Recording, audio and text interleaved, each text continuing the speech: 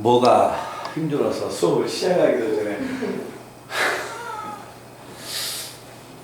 자, 오늘 이 시간에 뭐 하냐면 통계의 마지막 단원 신뢰도. 알겠지? 자, 그러면 앞전 신뢰도를 만약에 설명을 하려면은 앞전 시간에 배웠던 자, 표본 평균을 다시 한번 우리가 정리하셔야 합니다. 자, 모양 한번 가볼게요. 자, 어떤 만약에 모집단에 확률 변수 x가 있습니다. 자, 모집단에 확률 변수 x가 있는데 이때 이 확률 변수 x가 정규 분포를 따르고 있을 때 평균이 m이고 분산이 시그마의 제곱이 됩니다. 자, 이와 같은 만약에 정규 분포가 있을 때 여기에서 표본을 우리가 앞전 시간에 몇 개 꺼냈냐면 n개 추출해냈습니다. 자, n개 만약에 추출해내서 그것들의 평균의 값을 얘가 조사해봤더니 그 평균을 뭐라고 하자? x바라고 하자.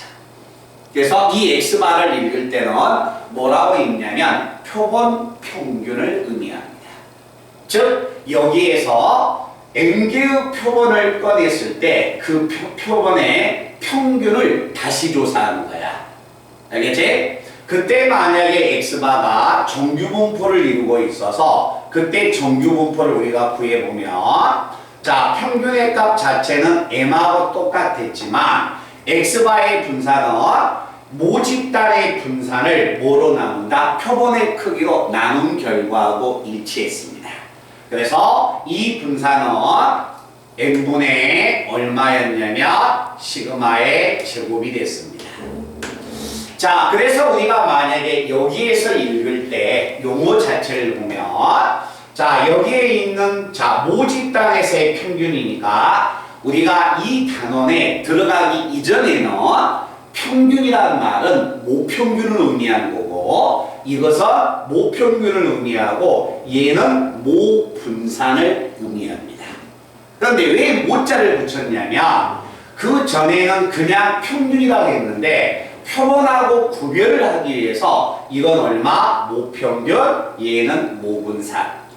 알겠지? 자, 그때 표본의 크기를 n개 추출했을 때 이 x바는 뭐라고 읽냐면 표본 평균. 이 x바는 표본 평균. 여기에 있는 m은 뭘 의미한다? 표본 평균의 평균. 맞아요? 이건 뭐라고 읽어, 수연아? 그렇지. 표본 평균의 분산. 알겠지? 그럼 그때 만약에 이와 같이 정규 분포가 있었을 때 자, 우리가 확률을 구하려면 다시 자, x를 표준화된 확률 변수 z로 바꿨죠. 자, 그럼 z로 바꿀 때는 이 모집단에서는 자, z의 값은 표준 편차분의 x-m으로 바꿔졌었고 알겠지? 그 다음에 표본 평균 x바를 만약에 꺼냈을 때는 그때 자, 표준화된 확률 변수가 자, 표준 편차가 얼마가 되냐면 루트 n분의 자, 루트 n분의 표준 편차 그 다음에 얼마가 된다? x바 마이너스 m이 표준화된 확률 변수 z가 됐습니다. 맞아요? 자, 그러면 이걸 가지고서 앞전 시간에 우리가 여기까지 정리했는데 이제 내가 만약에 표본 평균 x바를 꺼내서 그거의 평균의 값을 조사한다면 그 평균의 값이 이 평균 m하고 조사했을 때 어느 정도를 예상을 해줄 수 있을까? 알겠죠? 어느 정도 쉽게 이야기해서 어느 정도 정확할까? 그것을 우리가 오늘 이 시간에 조사를 해보게 되는 겁니다. 그러면 자, 그 내용 자체가 신뢰도의 용어인데 확률 통계의 제일 마지막을 보면 확률 분포표가 있습니다. 알겠죠? 자, 그 분포표에서 우리가 두 가지를 하나 기억해 둬야 하는데 자, 그때 만약에 분포표를 봤을 때 z의 값 자체가 마이너스 1.96에서 어디가 되냐면 1.96까지. 자, Z의 범위가 마이너스 1.96에서 1.96까지면 표준 정규 분포표에서 확률의 값을 조사하면 얘는 0.95가 나옵니다. 표가 이렇게 나와 있어요. 무슨 말인지 이해돼? 자, 마이너스 1.96짜리에 누가 들어가냐면 2.58이 들어가면 자, 표준 정규 분포에서 Z가 여기서 여기까지 가지면 그때 확률의 값을 조사했을 때는 그 확률의 값이 0.99가 되는 겁니다. 자, 0.95를 조사하나 0.99를 조사하는 방법은 똑같기 때문에 자, 저는 0.95 가지고 조사를 해줄 겁니다. 자, 그러면 여기에서 자, 이 Z가 표본을 꺼냈을 때 자, 표준화된 확률 변수 Z가 얘가 돼서 이 Z의 값을 여기에다가 대입해 볼 겁니다. 자, 대입을 한다면 이 식의 값이 어떻게 바꿔지냐면 자, 마이너스 얼마? 1.96 마이너스 1.96 그래서 Z자리에 이 수의 값을 집어넣으면 루트 n분의 자, 루트 n분의 시그마 그리고 x바 마이너스 얼마? m의 범위가 어디까지 가냐면 1.96까지 가서 그때의 이 확률값이 0.95를 의미할 것이다. 맞나요? 자, 그때 만약에 루트 n분의 시그마가 어차피 양수의 값이니까 루트 n분의 시그마를 각 항에다가 모두 곱해줄 겁니다. 자, 각 항에다 모두 곱해준다면 이때 이 식이 뭐로 바꿔지냐면 마이너스 얼마 1.96 곱하기 루트 n분의 시그마 그리고 가운데 항이 x바 마이너스 얼마 m이 되고 우변에 있는 수의 값이 1.96 곱하기 루트 n분의 시그마로 이렇게 바꿔져서 이것 자체가 0.95를 의미할 것이다. 자, 그럼 제가 이렇게 한번 가볼까요? x의 범위가 마이너스 3에서 만약에 3이었다. 그러면 마이너스 x의 범위의 값도 마이너스 3에서 3까지가 되지 않을까요? 맞습니까? 그러면 여기에서 x와 마이너스 m이 가질 수 있는 범위가 부호가 반대가 되고 있습니다. 그러면 여기에 있는 x와 마이너스 m은 제가 이 말하고 똑같이 양변의 음수를 곱해도 양쪽 끝값은 변하지가 않습니다. 그래서 이 식의 값은 내가 다시 한번 정리하면 m-x 바라고 해도 이 식의 값은 변함이 없습니다. 됐어요? 자, 그럼 여기에서 우리가 어떤 식의 값을 꺼내냐면 자, 이 식에서 자, 주어져 있는 괄호 안에 주어져 있는 이 부등식에서 x바를 전부 다 더할 겁니다. 알겠죠? 자, x바를 만약에 더해주면 자, 이 식의 값은 어떻게 바꿔야 되는가 봐. x바 마이너스 1.96 곱하기 루트 n분의 시그마 그리고 나서 모평균 얼마? m 그 다음에 x바 플러스 1.96 곱하기 루트 n분의 시그마 자, 이거의 값 확률값 자체가 0.95가 됩니다. 여기까지는 그냥 따라올 수가 있겠지. 그러면 이제 여기에서 이 의미가 무엇을 이야기하고 있는가를 우리가 이제 해석해 내줘야 합니다. 자, 뭘 의미하냐면 m이라는 것은 모집단의 평균이 됩니다. x바라는 것은 모집단의 평균을 조사하기가 힘드니까 우리가 표본을 몇 개 꺼내서 그거의 평균의 값을 조사한 표본 평균이 되는 겁니다. m은 모평균이 되는 거고 x바는 표본 평균이 되는 겁니다. 그래서 이 말의 의미는 모집단의 평균 m이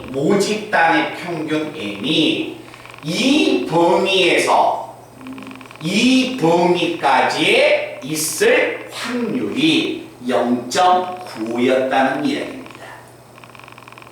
말들 아시겠어요? 이 말의 의미는 모집단의 평균이 이 범위와 이 범위 사이에 존재할 확률이 0.95다. 오케이? 자, 이 말인데, 자, 우리가 확률의 값을 한번 조사해 볼게요. 내가 만약에 확률의 값을 조사한다면 주사위를 던진다. 주사위를 던진다면 주사위가 나올 수 있는 범위가 1에서 6까지 유한 확정적인 수가 주어져 있다는 거야. 알겠지? 동전을 2개를 던진다. 나올 수 있는 경우가 앞과 뒤가 딱딱 정해졌다는 거예요.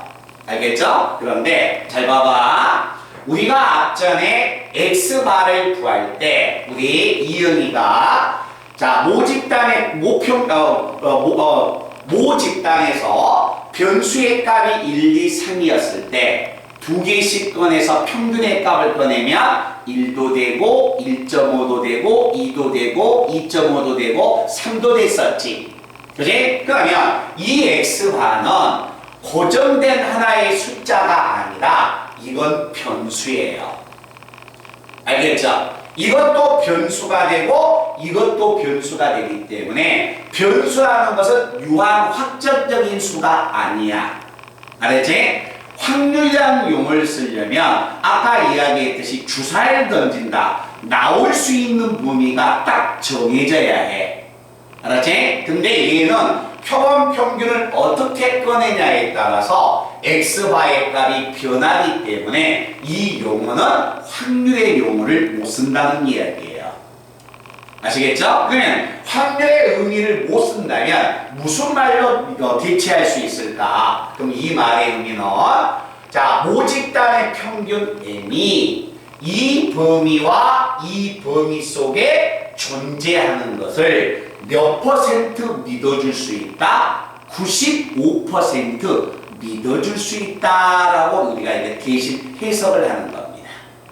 알겠죠? 그래서 0.95라는 것은 확률의 의미가 아니라 원래 확률인데 이 범위하고 이 범위가 바꿔졌기 때문에 이건 확률의 범위가 아니라 용어를 못 쓰고 믿어줄 수 있다. 신뢰한다. 그래서 신뢰도의 용어를 쓰는 겁니다.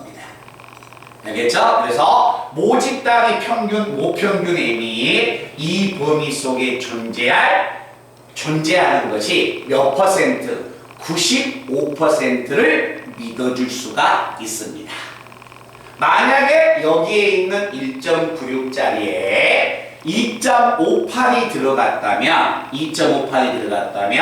모평균 m이 이 범위 속에 존재하는 것을 99% 믿어줄 수 있다. 오케이? 그래서 자 여기에 나와 있는 1.96 이 1.96이 어떤 수값을 갖냐에 따라서 쉽게 얘기해서 확률의 값들이 달라지겠지. 그치? 그러니까 신뢰도의 범위는 뭐가 존재한다? 1.96이냐 2.58이냐에 따라서 신뢰도 자체가 변하게 된다는 이야기입니다. 말투 아시겠어요? 그래서 우리가 이 단원에서 암기해야 할 게 몇 가지가 있냐면 3가지를 암기하셔야 합니다. 자, 첫 번째는 뭐가 되냐면 신뢰도. 자, 신뢰도인데 어차피 95%나 99%는 내용 자체가 똑같아져요. 숫자만 바꿔져 가는 거야. 알겠지? 그래서 95% 하나만 기억하시면 나머지는 99%나 다른 거의 확률, 신뢰도도 똑같이 읽어낼 수가 있다. 그래서 95% 신뢰도를 만약에 구하라는 이야기가 나오면 우리는 무조건 공식을 써서 자, 95%의 신뢰도를 구하세요. 얼마가 되냐면 x바 마이너스 1.96 곱하기 루트 n분의 시그마 콤마 x바 플러스 1.96 곱하기 루트 n분의 시그마. 자, 요렇게 표현을 해서 범위를 우리가 어떻게 나타내 주냐면 요렇게 폐구간으로 요렇게 바꿔줍니다. 자, 요렇게 만약에 바꿔주면 이게 95%의 신뢰도를 의미해주고 있습니다. 자, 우리 혹시 이거 기억나죠?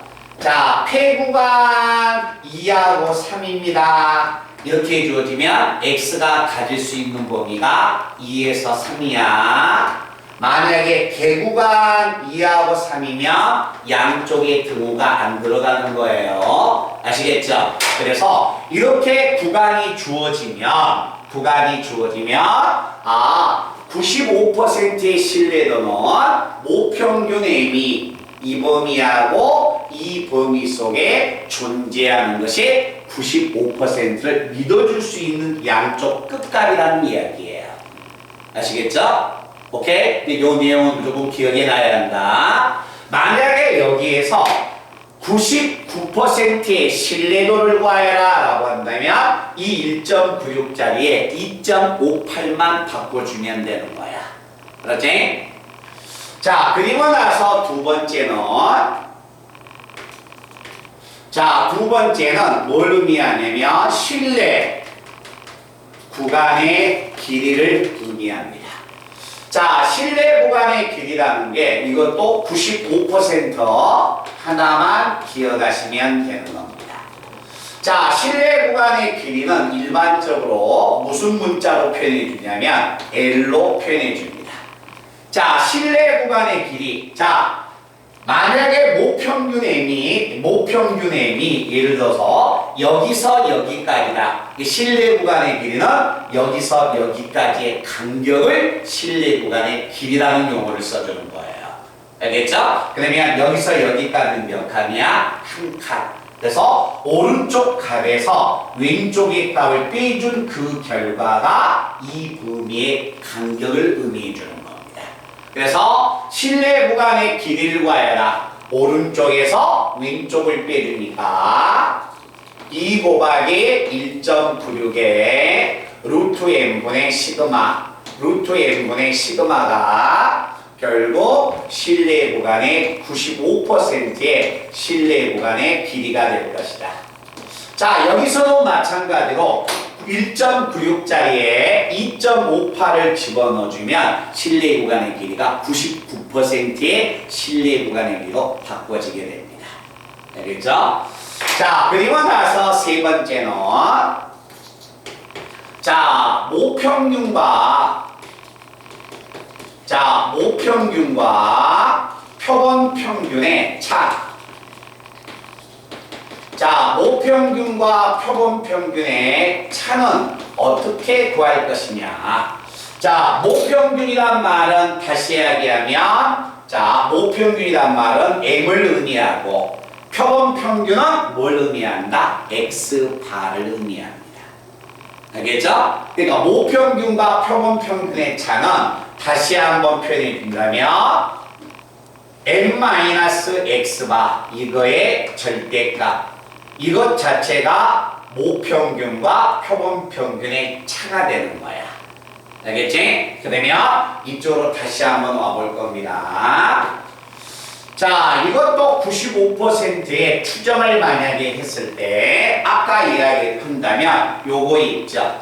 모평균과 표본평균의 차 x의 범위가 마이너스 3에서 3 사이면 우리는 절대값 x는 3보다 졌거나 같다. 이렇게 표현해 주겠네. 그러면 자, 가운데에 있는 수의 값이 n-x바가 되고 이게 마이너스 3이면 얘는 플러스 3이 되는 거지. 부호가 바꿔지니까 절대값 n-x바는 1.96 곱하기 루트 n분의 시그마로 바꿔지겠네. 이해됐나요? 그래서 이게 모평균과 표본평균의 차를 나타내는 공식이 됩니다. 알겠죠? 그러니까 이 말 뜻이야. 모평균과 표본평균의 차가 3 이하가 됩니다. 그럼 이게 얼마였다는 거예요? 3이었다는 거죠.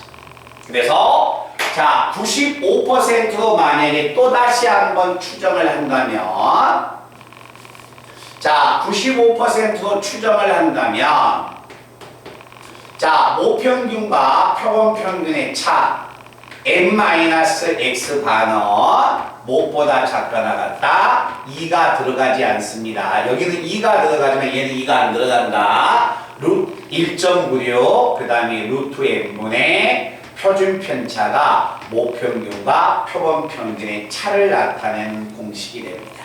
그래서 신뢰도에는 요 세 가지의 내용이 절대적으로 사용하는 공식이 됩니다. 이해됐어요? 그래서 오늘 이 시간에 이 추정을 이용해서 자, 모평균의 값 m이 어느 범위에서 얼마만큼 범위 속에 포함되는가를 믿어주는 내용이 신뢰도 구하는 내용이 여기에 나와 있는 이 공식을 끌어내기 위해서 앞전 시간에 배웠던 이 내용부터 출발해야 한다는 거야. 알겠지? 그래서 내용 자체는 요건 공식이 되기 때문에 반드시 뭐 해야 한다? 암기를 해 놓으셔야 합니다. 여기까지 찍어 놓으시기 바랍니다.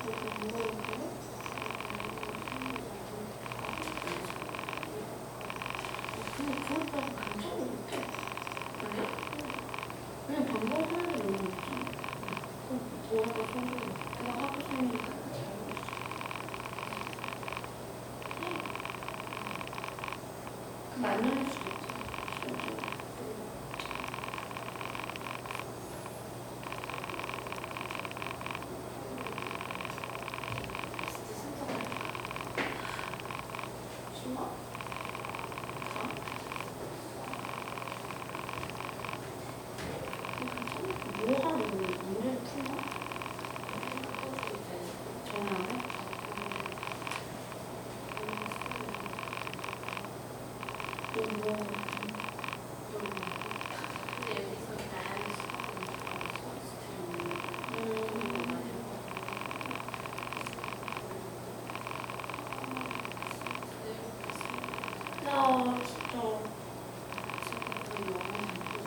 여기 진짜 많더라 선택가.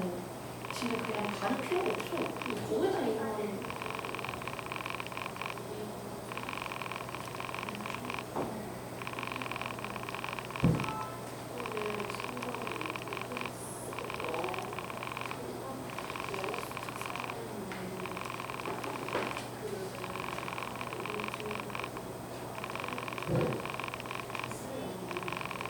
아니 우리 저번에 하자.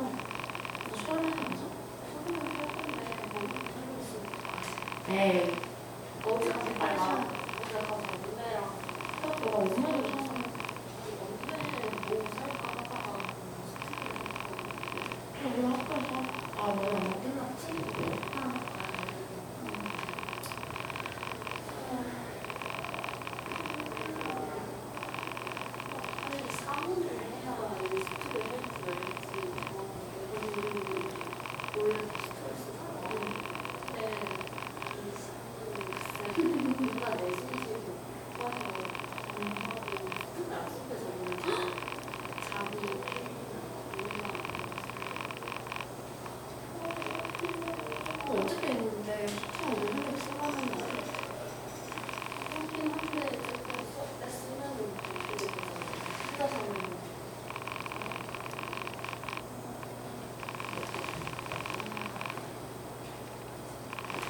자, 한번 가본다. 자, 여기까지 내용이 통계에 대한 내용이야. 알았지? 그래서 우리가 여기 봐봐. 중간고사 시험 범위는 학교에서 이제 어느 정도의 차이는 있겠지만 독립시행의 확률이 들어가느냐 안 들어가느냐. 알겠지? 그래서 시험 범위는 조건부 확률은 무조건 시험 범위에 들어갑니다. 그러니까 우리 친구들 봐봐. 다음 주에 선생님하고 수능 특강을 내가 하지만 수능 특강이 끝나는 게 제가 한번 봤을 때는 2주에서 3주가 안 걸려요. 하루에 그냥 한 강을 끝내야 해. 알았지? 그럼 하루에 한 강을 끝내면 한 번씩 올 때마다 1강을 끝내기는 조금 빡빡하지만 가능은 합니다. 그럼 중간고사 시험 범위가 4강까지예요. 4강까지면 4번이야. 이게 4번에 내가 지금까지 끝내본 적이 없어. 한 번은 더 들어가야 할 거야. 이게 5번 정도 한다면 이달 아마 봤을 때 마지막 주 이전에는 끝날 거예요. 알겠죠? 그럼 그동안에 너희들은 뭘 하냐면 이걸 해야 해. 당연히 학교에서 수능 특강은 기본책이야. 만약에 학교에서 수능 특강을 안 한다고 하더라도 학교 선생님이 수능 특강을 4월달에 공부 시험 범위에 들어갑니다 라고 3학년은 다 이야기를 합니다. 수능 특강을 라고 하게 되면 그 전에 선생님이 여기 줬던 기출 문제 있지? 그 문제를 몇 번씩 풀어보세요. 알겠죠? 다시 한번 풀다 보면 또 생소하고 또 생소해. 근데 이제 풀다가 보면 한 번 풀고 선생님한테 이야기한 프린트를 내가 또 다시 프린트로 이제 줄 거거든? 근데 중요한 건 아주 쉬운 것은 팍팍팍 넘어가세요. 알겠죠? 그리고 막 봤을 때 내가 이런 부분은 틀렸었지 않은 그런 문제들만 계속 골라서 푸는 거야. 그렇지? 너희 학교는 교재 뭐 선택했어? 올해 또 밥일 텐데? 아직 얘기는 한 번 밥이면 3년 내내 밥이야. 한 번 올림포 쓰면 계속 올림포스가 돼. 특히 너희 학교는 둘 중에 하나 밥이냐 그 다음에 올림포스냐 이렇게 번갈아가면서 해. 자, 거기에 대한 내용을 한번 가보기로 하자.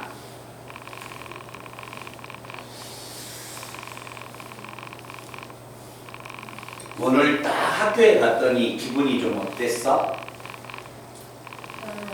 별로야? 이현이는 근데 왜 학교에서 10시에 끝났지? 12시에 끝났지?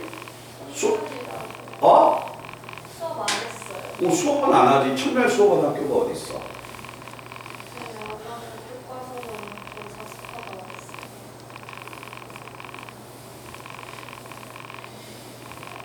자, 그 내용 한번 가본다. 답안지는 제가 이 앞전에 다 드렸어요. 알죠? 자, 문제 한번 간다. 몇 번이냐면 12번 내용이 됩니다. 자, 동그라미 치세요. 빨간색 딱 잡아서 볼펜 하나 잡아서 그거 한번 표현 한번 해보자. 자, 어느 양계장에서 키우는 닭의 무게는 표준 편차가 0.2, 시그마가 0.2라는 거죠. 자, 정규 분포를 따르는데 몇 마리의 닭을 추출했다. n이 400마리였습니다. 시그마는 0.2고 두 번째 줄에서 n은 400을 의미합니다. 자, 세 번째 줄에 그 400마리를 추출해서 자, 평균을 조사했다. 400마리가 표본인데 그 표본의 평균을 조사했으니까 X바가 3.5를 의미합니다. 이해됐어요? 반응자 보이자 맞니? 그때 자 95%로 신뢰 구간을 정하여라. 자, 여가 95% 신뢰적 구간이야. X바 자리에 뭘 집어넣고 3.5를 집어넣고 오케이? N자리에 400 집어넣고 표준 편차에 0.2를 집어넣으면 좌변과 우변의 값이 나오겠네. 그래서 범위가 등장하면 그 값을 우리 친구들은 잠깐 산수를 다 하셔야 돼요. 알겠지? 넘길 거예요.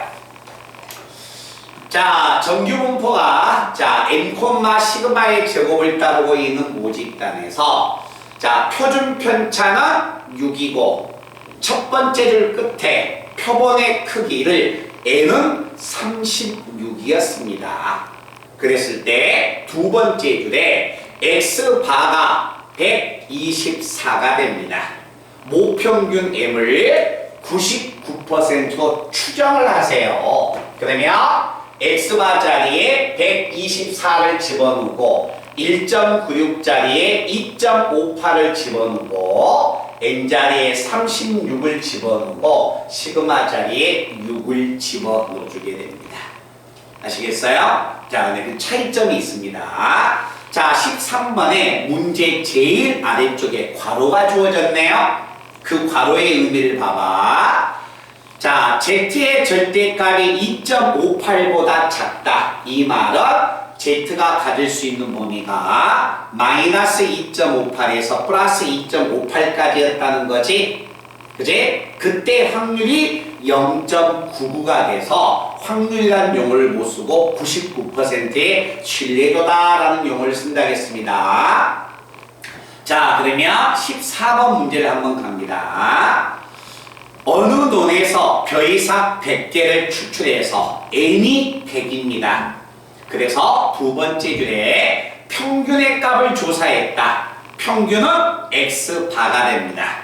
x바가 100이 되고 표준 편차가 20이었습니다. 이때 95%의 신뢰 구간을 구해주세요 라는 이야기야. 자, 수연아 칠판 보고 대답해봐. 95%의 신뢰 구간은 이 자리에 항상 뭐가 들어가는 거예요? 1.96이 들어가죠. 근데 그 문제 제일 마지막에 보세요. 0.95가 되려면 원래는 1.96이었어. 무슨 말인지 알지? 근데 1.96 자리가 너무 복잡하니까 1.96에다가 2를 집어넣으세요 라는 이야기예요. 아시겠어요? 그래서 이걸 계산해 주면 x바 자리에 얼마? 100. 이 자리에 2를 집어넣고 여기에 100을 집어넣고 표준 편차에 20을 집어넣으면 95%의 신뢰 구간이 등장합니다. 그래서 잠깐 여기 봐봐. 1.96 자리에 6을 쓸 수도 있고 2를 쓸 수도 있고 2.58 자리에 계산이 번거로우면 3을 대신 사용하세요 하고 문제 제일 마지막 줄에 주는 겁니다. 알겠지? 항상 3을 쓰라고 한다면 3을 집어넣고 계산해야 하는 거다. 자, 그 다음에 15번 내용을 보니까 어느 마라톤 대회 참가자들의 기록은 정규 분포를 따르는데 자, 400명을 표본을 꺼냈습니다. 그랬더니 평균이 3시간 50분이고 표준 편차가 40분이었습니다. 단위는 맞춰야겠죠. 시간을 분로 바꾸는 게 훨씬 편하기 때문에 평균 x바는 3시간 50분은 얼마가 된다? 230분. 오케이? 표준 편차는 40분. 400명 99%의 신뢰가. 그래서 자, 이 자리에 230, 오케이? 2.58 집어넣고 이 자리에 400명 집어넣고 표준 편차 자리에 뭘 집어넣는다? 40분. 이해됐어요? 그래서 그와 같은 내용을 이용해서 신뢰 구간을 정리해 주시면 되는 겁니다. 자, 그 다음에 16번 내용을 한번 들어갑니다. 자, 우리나라 국민의 1인당 독서, 연간 독서량은 표준 편차가 5인 정규 분포를 따르는데 우리나라 국민 중에서 N명을 이미 추출해서 조사했더니 1인당 독서량의 평균 X바가 13.2권이었다. 이때 모평균 M을 신뢰도 99%로 추정했더니 신뢰 구간이 다음과 같이 주어졌다. 자, 99%로 추정을 했습니다. 자, 99%로 추정을 했을 때 M의 범위가 10 12.34. 그 다음에 얼마냐면 14.06 나왔습니다. 이때 뭘 구하여라? 자, 미지수 n을 구하여라. 자, 미지수 n을 구하기 위해선 우리는 식을 하나 꺼내야 해. 알았지? 근데 신뢰도가 딱 주어지면 꺼낼 수 있는 식의 가장 대표적인 건 신뢰 구간의 길이. 알겠죠? 자, 그럼 신뢰 구간의 길이를 제가 한번 찾을 겁니다. 왼쪽에 있는 식 두 번째 보면 신뢰 구간의 길이는 오른쪽에서 왼쪽을 뺀 게 신뢰 구간의 길이다. 이해됐어요? 그러면 오른쪽에서 왼쪽을 빼면 얼마 나와? 14.06에서 12.34를 빼면 얼마 나오니? 1.72가 나오겠네. 그래서 신뢰 구간의 길이는 1.72가 되고 그 신뢰 구간의 길이를 직접 식으로 만약에 표현해 보니까 신뢰 구간의 길이는 뭐하고 같아? 2 곱하기 95% 2.58. 자, 표본을 몇 개 꺼냈느냐 모르니까 내가 차지할 미지수가 되고, 그리고 표준 편차가 첫 번째 줄에 5라고 이야기했기 때문에 이 등식을 만족하는 자연수 n을 구해주면 되는 겁니다. 몇 뜻 아시겠어요? 그래서 이걸 계산해서 정리하면 n값이 등장시켜야 하는 거다. 무슨 말 뜻인지 이해돼? 자, 그 다음에 다시 17번. 자, 어느 고등학교의 학생들이 한 달 동안 스팸 메일의 개수는, 받는 스팸 메일의 개수는 표준 편차가 10이고 이 고등학교 학생 중에서 표본을 n명을 추출했습니다. 그래서 한 달 동안 받는 스팸 메일의 개수를 조사했더니 표본의 평균 X바가 15라고 합니다. 전체 학생들이 한 달 동안 받는 스팸 메일의 개수에 대한 평균 M을 95%로 추정을 했더니 신뢰 구간의 길이가 13에서 17까지 나왔습니다. 그때 자, 표본의 개수 n은 얼마가 되겠느냐라는 이야기야. 자, 95%로 추정을 했습니다. 근데 신뢰 구간이 갖는 범위가 13에서 어디까지야? 17까지야. 위에서 이야기했듯이 신뢰 구간의 길이를 제가 찾을 겁니다. 신뢰 구간의 길이는 오른쪽에서 왼쪽을 뺀 값이니까 얼마? 4. 근데 신뢰 구간의 길이 왼쪽 방 공식 한번 봐볼까요? 2 곱하기 1.96을 집어넣으려고 했는데 문제 제일 마지막에 1.96짜리에 누구 집어넣어야겠습니까? 2를 써달라고 이야기했죠. 그제? 그래서 얼마? 1.96짜리에 2를 집어넣어서 자, 표본의 개수 얼마? n. 표준 편차가 얼마? 10이어서 결국 신뢰 구간의 길이는 이걸 의미할 것이다. 오케이? 그래서 이것은 계산하면 얼추 보이죠? 4, 4 약분되고 루트 n이 10이니까 표본의 개수에는 얼마다? 100 나올 것이다. 자, 그 다음에 18번 내용 들어갑니다. 자, 분산이 4면 표준 편차가 2인 정규분포를 따르는 집단에서 표본을 n개 추출해서 95%로 추정을 했을 때 신뢰 구간의 길이가 95%로 추정했는데 신뢰 구간의 길이가 2 이하가 된다. 자, 신뢰 구간의 길이 들어갑니다. 얼마야? 2 곱하기 1.96. 근데 문제에선 그냥 1.96 쓰라고 했네요. 그리고 나서 루트 n분의 표준 편차가 첫 번째 줄에 얼마? 분산이 4여서 표준 편차는 2. 그런데 이 신뢰 구간의 길이가 얼마 이하라고 했냐면 2 이하라고 한다. 자, 이걸 만족하는 표본의 개수를 구하여라. 그럼 루트 n은 크거나 같다. 자, 얘하고 얘는 약분되면 대각선 곱하면 루트 n은 크거나 같다. 2 곱하기 1.96. 자, 충분히 우변값 계산하자. 3.92. 그래서 양쪽 편을 제곱을 해주면 n의 범위가 3.92의 제곱보다 크거나 같다 해서 n의 범위가 등장하는 거다. 그래서 우리가 뭘 구하냐면 최소값 자체를 읽어주면 되는 겁니다. 자, 20번, 19번 문제를 한번 가본다. 어떤 비타민의 음료 한 병에 포함된 자, 비타민 C의 함유량은 표준 편차가 5고 자, 이때 이 음료수 400병을 N을 표본을 400개를 추출해서 99%로 추정을 할 때 실내 구간의 길이를 구해주세요 라고 해서 실내 구간의 길이 어차피 여기 봐봐. 이 실추정은 실내 구간을 구하든가 아니면 실내 구간의 길이를 구하든가 아니면 목평균과 표본평균의 차를 구하든가 요 세 개밖에 없다는 거야. 알겠지? 그 통계에서 가장 단순한 단원이 이 단원이 되는 겁니다.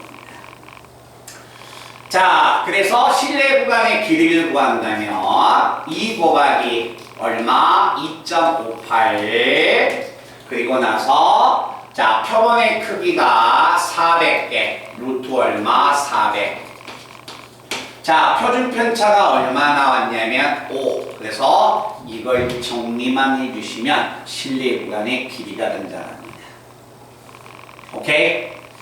자, 그리고 나서 20번 내용부터는 이제 조금 이제 잘 봐주셔야 합니다. 20번부터. 자, 표준 편차가 1인 정규 분포를 따르고 있는 모집단에서 표본을 9개를 추출했습니다. 자, 표준 편차가 1인데 표본을 9개 추출해서 모평균을 추정을 했어. 근데 얘들아 봐봐. 추정을 했는데 95% 지금까지는 95% 추정을 했습니다. 99% 추정을 했습니다. 이렇게 이야기했네요. 이 말은 이 문제는 몇 퍼센트 추정인지 나와 안 나와? 안 나왔다는 거지. 그냥 추정을 했어. 그랬더니 실내 구간의 길이가 3이었다고 합니다. 그러면 자, 실내 구간의 길이 구하러 갑니다. 자, 실내 구간의 길이는 2 곱하기 2번 공식을 보면 95%면 1.96 99%면 2.58을 집어넣을 텐데 몇 퍼센트 추정인지는 안 나왔다는 거야. 그래서 그 값을 뭐라고 하자? K라고 하자. 이해됐어요? 자, 그리고 나서 표본을 몇 개 꺼냈냐면 9개 꺼내서 N이 얼마? 9여서 표준 편차가 1이니까 이게 실내 구간의 길이가 됩니다. 그런데 이 실내 구간의 길이가 3이었다고 한다. 자, 3이었다고 한다면 여기서 K값 자체가 얼마인지 모르겠지만 9니까 나누면 2분의 얼마? 9. 즉 4.5였다는 이야기죠. 됐어요? 자, 그런데 그 다음 세 번째 줄을 읽어보니까 같은 신뢰도로 추정하겠습니다 라는 이야기야. 신뢰도가 같다는 것은 결국 K값이 같다는 거예요. 알겠죠? 자, 같은 신뢰도로 추정을 했을 때 신뢰 구간의 길이가 1 이하가 되게 하려면 그때 표본의 개수는 몇 개가 돼야겠느냐. 자, 신뢰 구간의 길이를 다시 구하러 갑니다. 얼마냐면 2 곱하기 같은 신뢰도 추정을 했습니다. 얼마? 2분의 9 곱하기 루트 n분의 표준 편차가 1인데 이때는 실내 구간의 길이가 얼마가 된다? 1 이하가 된다고 합니다.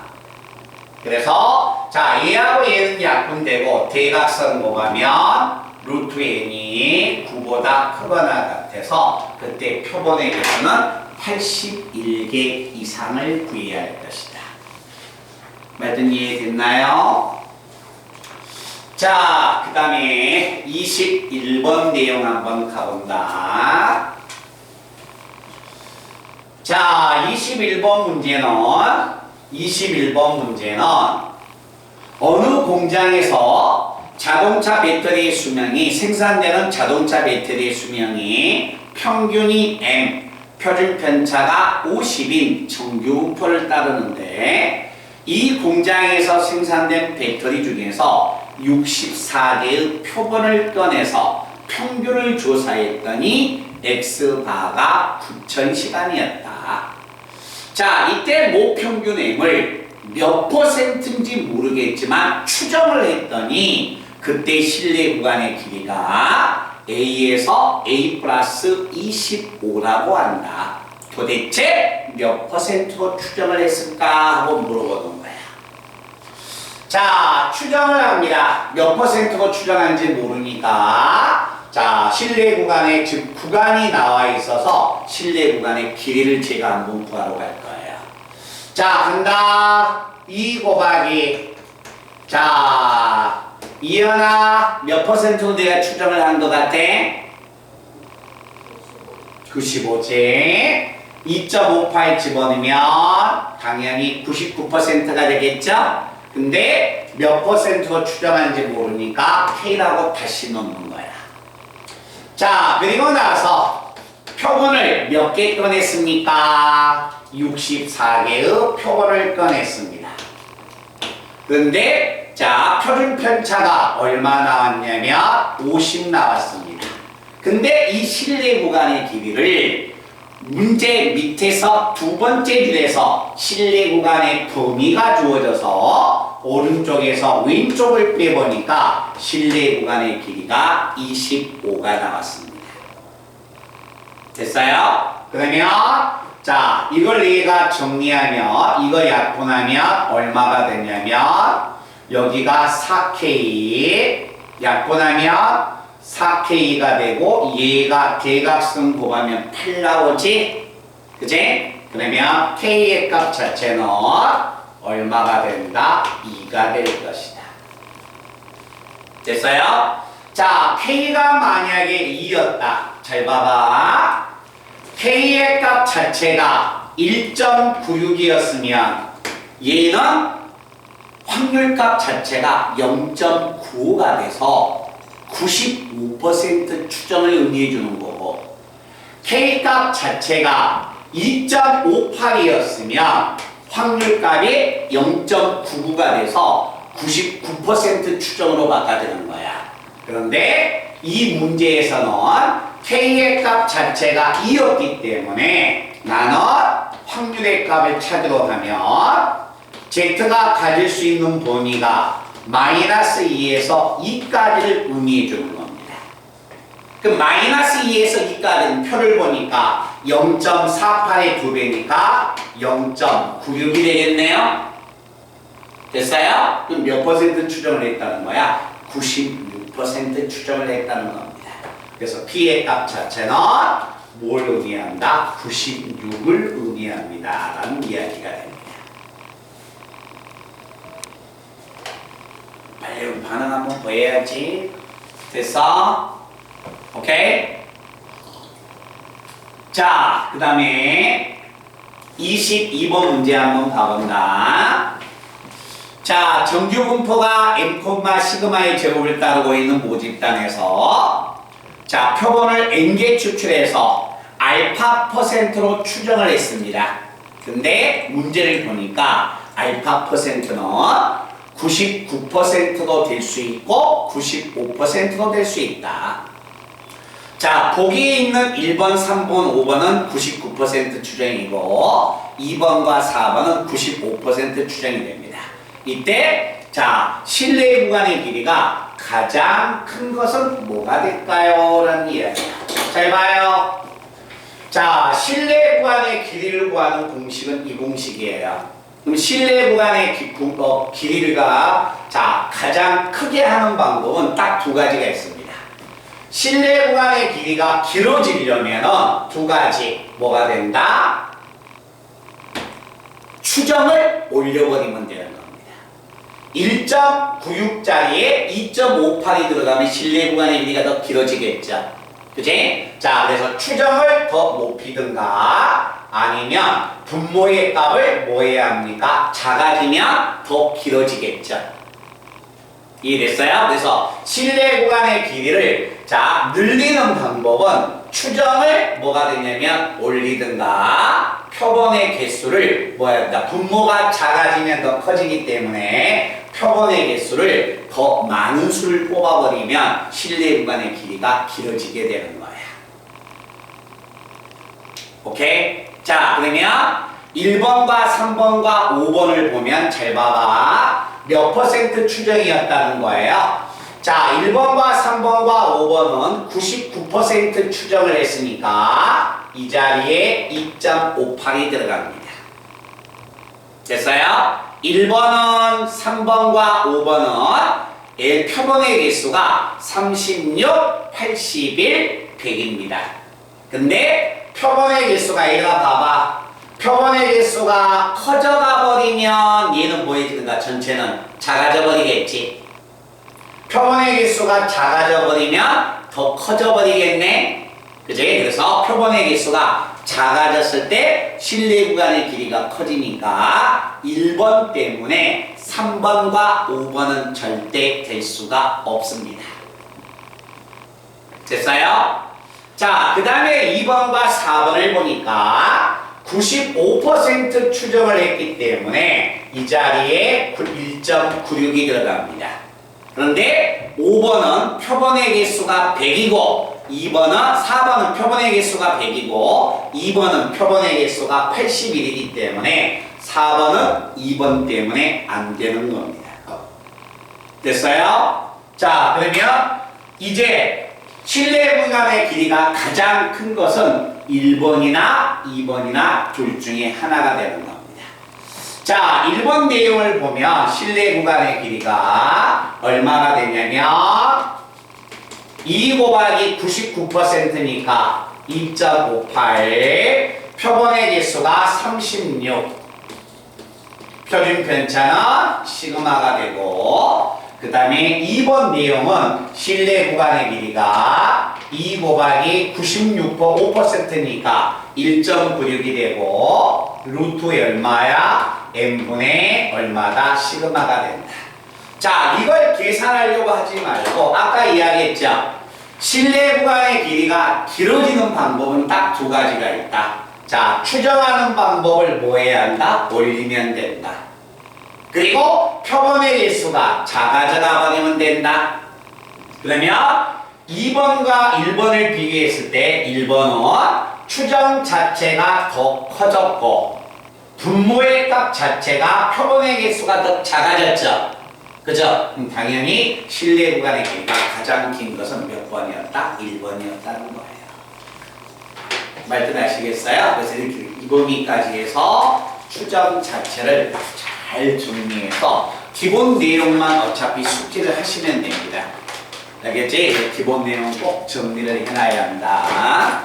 그래서 지금 그 부분을 이제